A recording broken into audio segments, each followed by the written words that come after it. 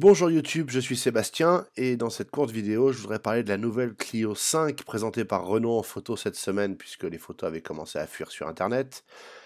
Comme on peut le voir, c'est une voiture relativement réussie esthétiquement, elle ressemble beaucoup à l'ancienne. Si on compare les angles des capots et les ailes arrière et la forme des fenêtres sur le côté, il y a de bonnes probabilités pour que la caisse soit la même ou avec peu de changements. Si vous regardez l'ancienne, je le fais avec les photos presse donc c'est pas parfait.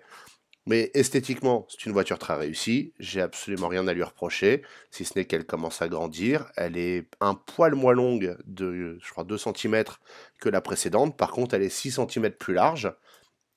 C'est sans doute très bien pour les volumes d'habitabilité annoncés par les constructeurs, mais par contre pour se garer sur les parkings des supermarchés ou dans les parkings souterrains ou ceux des immeubles, ça va juste encore un peu compliquer la tâche et justifier les rayures sur les portières.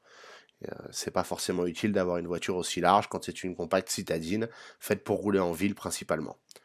Mon problème avec la nouvelle Clio, c'est l'intérieur.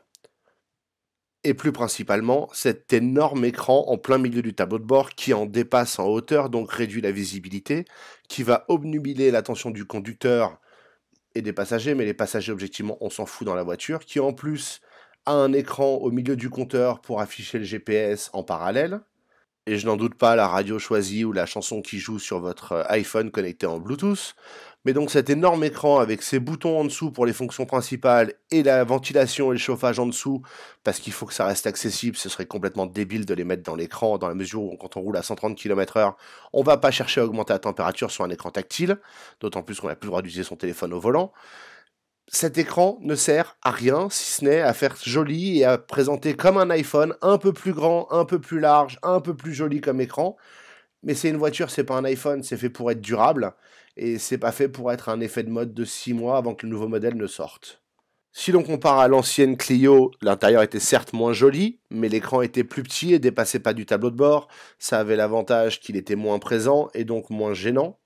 Là, quand vous le regardez de profil, vous avez la garantie qu'il va être désagréable dans la voiture à terme, et d'autant plus qu'il est tellement omniprésent que dans 5 ans, pour revendre une Clio avec cet écran-là, je suis désolé, moi, j'en veux pas, dans la mesure où j'ai un iPhone et que la technologie de cet écran aura vieilli.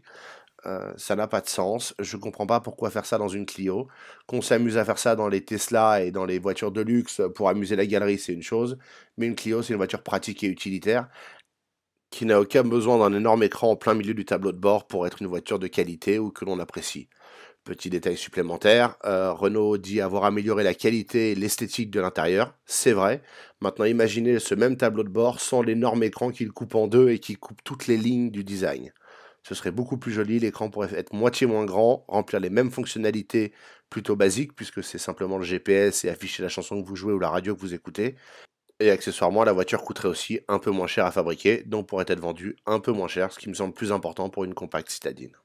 En dehors de ça, naturellement, c'est une Clio, elle coûtera entre 15 et 20 000 euros en prix de départ, plus les options inévitables, et aura une variété de moteurs peu puissants, sauf la RS. Merci de m'avoir écouté. Si vous souhaitez voir d'autres vidéos comme celle-ci, abonnez-vous et éventuellement likez celle-ci, ça fait toujours plaisir. Merci.